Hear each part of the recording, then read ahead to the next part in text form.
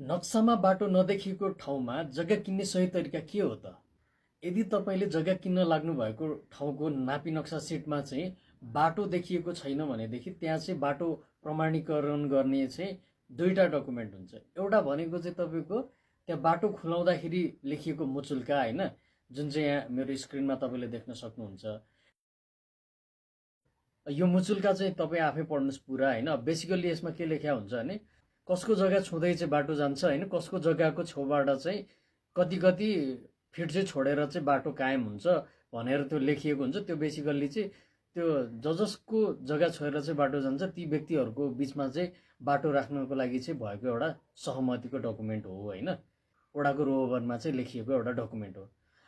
अर्को डकुमेन्ट भनेको चाहिँ ब्याङ्कले चाहिँ नापी मालपोतलाई गरेको इन्क्वायरी पेपर, जसमा चाहिँ बाटो छ भनेर चाहिँ नापी र मालपोतले चाहिँ प्रमाणीकरण गरिदिएको पत्र।